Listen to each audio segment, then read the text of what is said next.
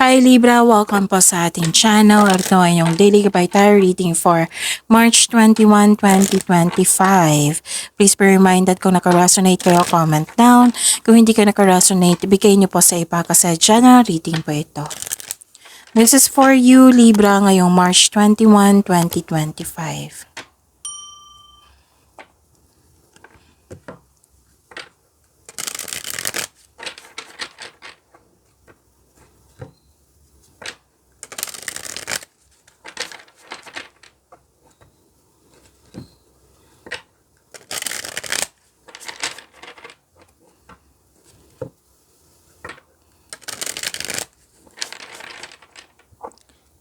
Para po ito sa inyo Libra ngayong March 21, 2025. Maraming salamat po sa inyong patuloy na suporta at maraming salamat din po sa mga hindi nag-skip ng ads. Gamitin ang reading na ito bilang gabay lamang sa mga hindi pa nag-subscribe. Subscribe na po kayo at click bell notification para malaman nyo na may bago tayong video. Para sa mga gustong magpa-reading po, may lumabas dyan sa screen nyo ngayon. Panoorin nyo po at sundin ng instruction. Spirits Guide, mga ganap po para kay Libra ngayong March 21, 2025. I need 3 cards po para kay Libra.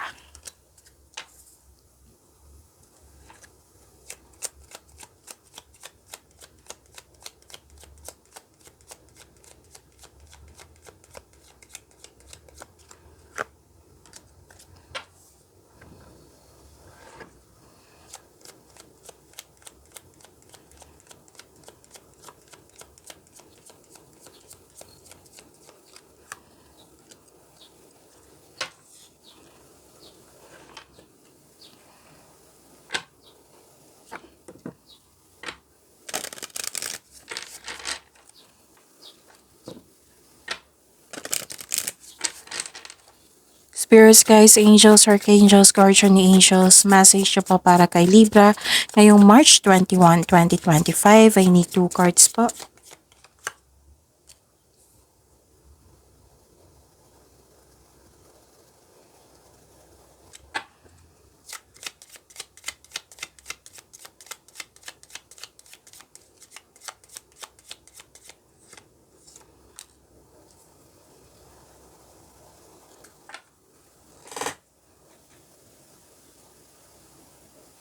Okay, sagot lang po. Mag-alcohol ako.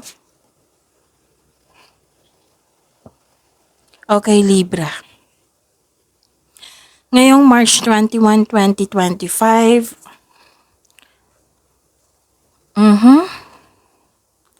Wow, ang ganda nito kasi good luck and good karma ito. Makaka-receive kayo ng good luck and good karma. Things going your way. May positive opportunities na dumating. At saka nakikita ko yung happiness mo dito. May success din. So claim nyo po. Libra, ang ganda. Maaring may lakad kayo ngayon. Maari din kayo ang bisita ngayon. Pwede din na may dumating na bisita. Oo, may bisita kayo ngayon. Or makakatanggap ka ng news or information na bibigyan mo ng agarang aksyon or reaksyon. Medyo worried ka dito or nalungkot ka sa mga pangyayari. Kasi may nakita ko ditong tao na sinisiraan ka. Pwede nagkaroon kayo ng loss of connection nito. Pwede din na may loss of things or loss of opportunity. So, kailangan mag-ingat. Tapos, pwedeng naalala nyo to or mangyayari pa lang. Yung parati kong example sa inyo, Libra. So, kailangan ko tong sabihin ulit kasi para aware kayo. Oo. Regarding sa inyong pera, pwedeng nawala, kinuha, na-damage, or ninakaw, or nagasta. Okay, so mag-ingat. Message po. When you sense the sweet fragrance of roses, when none are near, or unexpectedly see rose petals far from the garden, an archangel is sending a blessing of divine love. Na-experience ko to. 2 gabi. I think 2 gabi yun. Last year. So, ibig sabihin yan, may bisita kayo. Oo, sabi ng card na, sa inyo na this is a blessing of divine love. So, pets, okay. Pets are very attuned Tama ba yung pronunciation ko? To shifts of energy and the presence of unseen beings. If your dog or cat perks up and seems to sense something, it's possible an angel is visiting your home.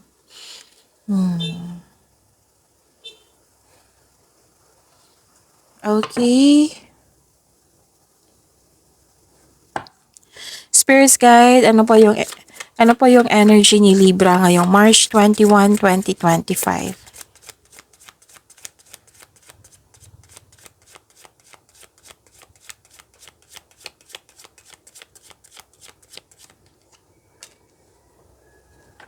Energy po ni Libra. Clarification of this card po.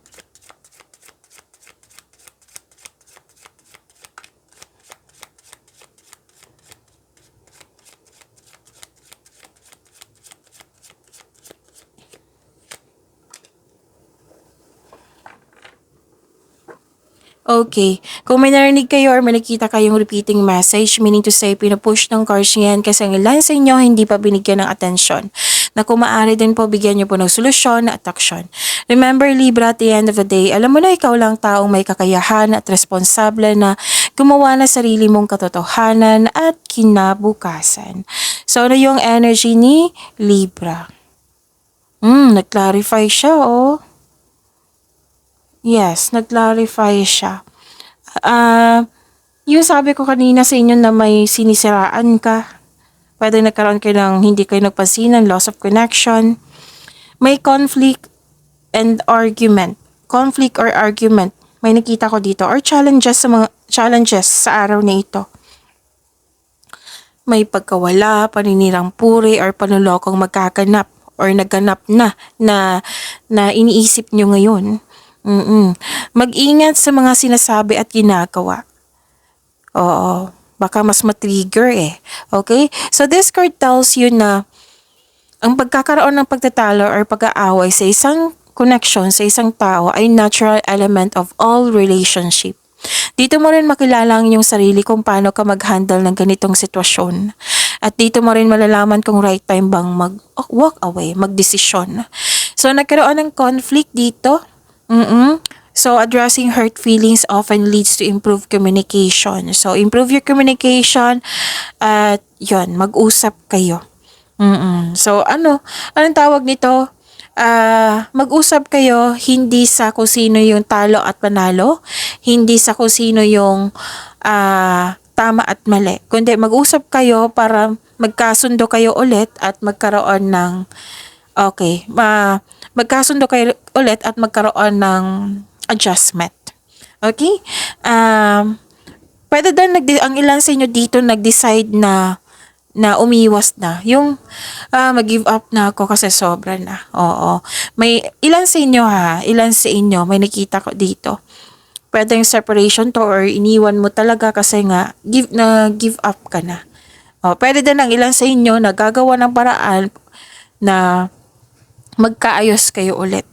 Hati to eh. Pero may argument, oo. Let's say, may nakita ko dito na nag-uusap kayo for peaceful resolution.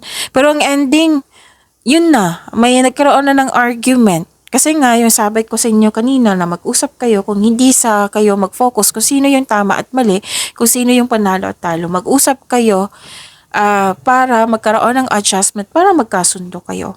So, that is na makagawa kayo ng peaceful resolution. So, hulihin mo yung attention niya. Mag-usap po na kayo. Makipag-usap ako sa'yo para magkasundo tayo ulit. Hindi para mag-away. Sana makipag-communicate ka. And sabihin mo, makipag-usap ako sa'yo na hindi sa ako ang tama, ikaw ang mali. Kasi usually sa kausap natin, feeling nila na kung ikaw mag-approach una. Sa experience ko din, feeling ng isang tao na kakausapin mo, ikaw yung tama. Feeling ng isang tao na ikaw yung panalo. May mga may mga lalo na immature yung tao. So yun, tulungan mo siya para maintindihan mo. Oo na. makipag-usap ka sa'yo, hindi ibig sabihin kung sino ang tama sa atin or kung sino yung mali, kung sino yung panalo, kung sino yung talo, kundi magkasundo tayo ulit. Ganun. Hulihin mo yung attention niya para nasanay makipag-cooperate ka. And syempre, each of us may opinion, may sariling opinion, 'di ba? So, may sarili tayong paniniwala. Pero kung hindi kaya, you have to respect this ano, this person na it might be may ugali siyang manindigan sa kanyang mga ginagawa, mga sinasabi. So, yun. Kayo po ang magpasya. Pero ang sabi po ng card dito, kung ang itong taong ito ay palaging naghahanap ng gulo or away, yung paulit-ulit na lang na dahilan. So sabi po ng card dito, this card asks you that it is probably time to walk away from it. And as per sabi ko kanina, at the end of the day, kayo naman po yung masusunod kasi buhay niyo po yan. So may confirm po dito na may toxic kayong kasama or may concern kayo sa toxic na tao. So yun na, know when it's time to walk away from this person or sa place po para magkaroon ka ng peace of mind. Kasi we are here, 'di ba? You are here sa channel natin to have peace of mind. Para magkaroon ng sagot sa inyong mga katanungan. Para tulungan kayo magkipag-connect sa inyong intuition. Listen to your intuition, ha? It will guide you away from toxic person or toxic place. Okay, what is this? Tingnan ko muna. Okay.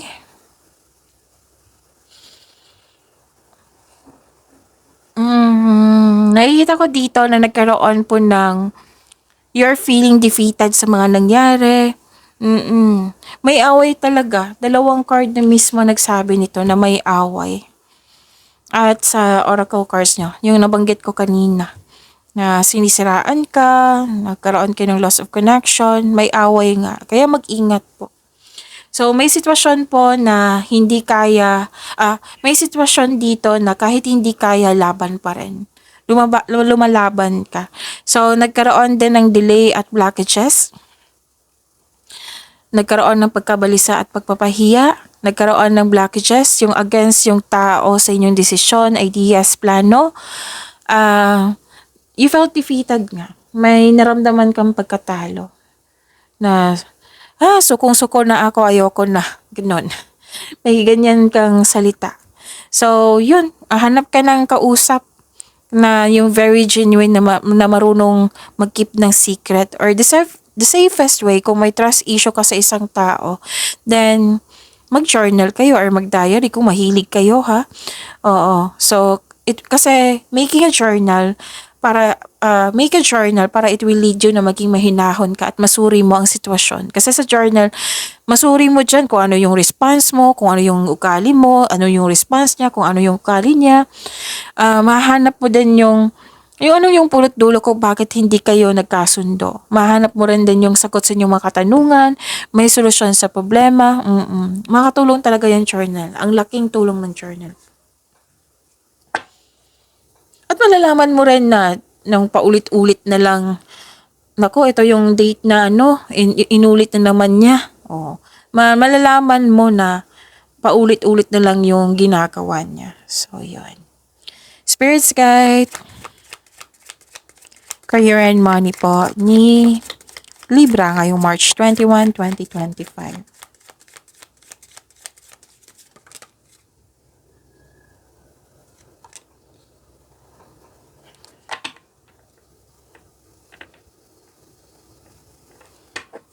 And the clarification of this card po.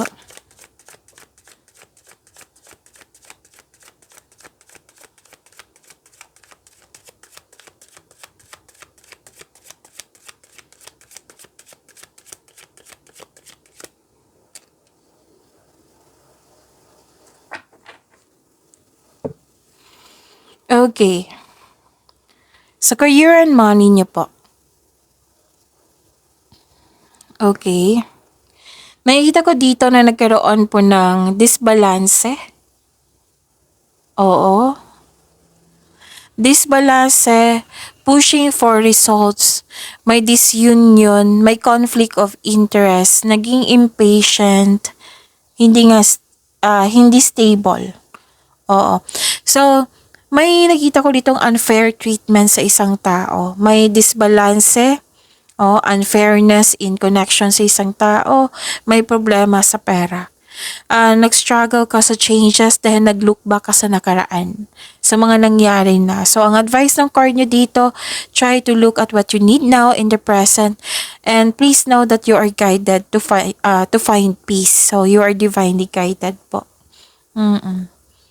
So, what is this? Okay. Hindi kasi nagkasundo. Dalawang card na po nagsabi dito at meron din dito sa inyong energy cards. Hindi kayo nagkasundo sa dalawang tao, sa isang tao.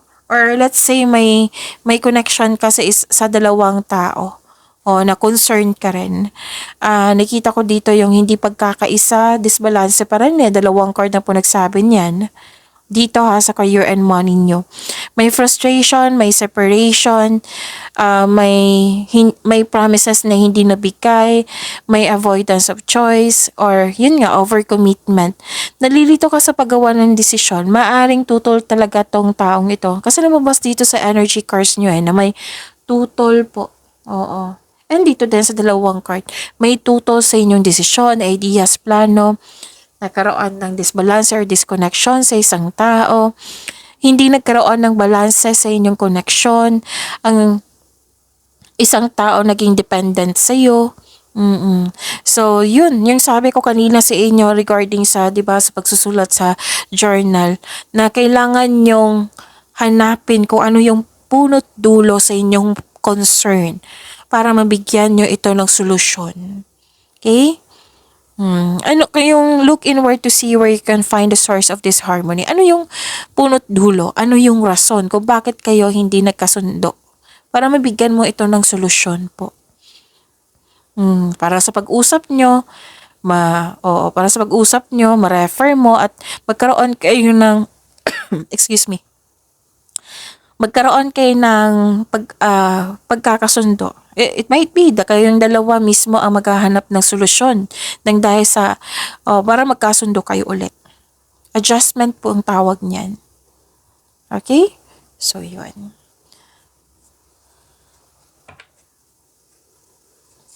Spirits Guide, Love, Life, Self-Love, Partnership, and Romance ni Libra ngayong March 21, 2025.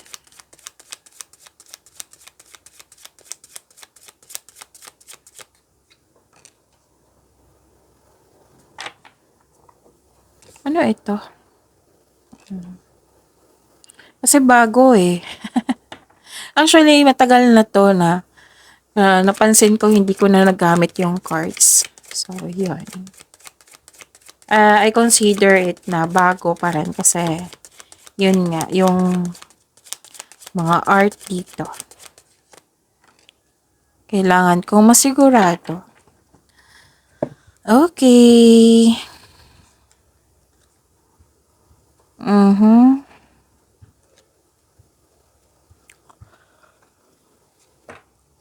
Maraming salamat po sa patuloy na tiwala, suporta sa ating channel at maraming salamat din po sa mga hindi nag-skip ng ads. Malungkot. Nalungkot kayo ngayon, nagkaroon ng isolation, gusto nyo mapag-isa para makapag-isip ng mabuti, para makapagpahinga. And this is good, itong isolation na ito, this is good kasi tinulungan mo yung sarili mo, okay. Exhausted na ako. So, kailangan ko mapag-isa para makapag-isip ng mabuti, para makapagpahinga. Yun. And, nahirapan ka magbigay ng tiwala,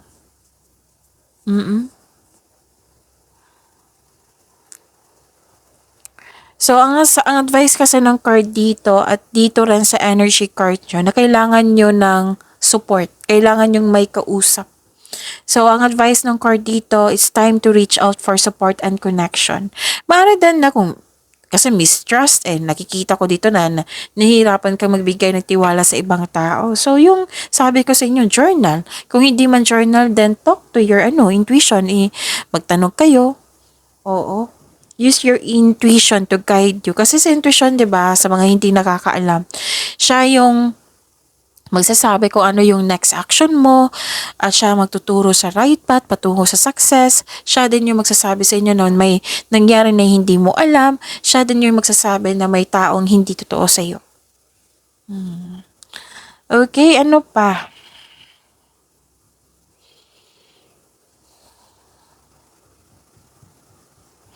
Nakikita ko dito na may concern sa sobra sa trabaho or sobra sa material na bagay.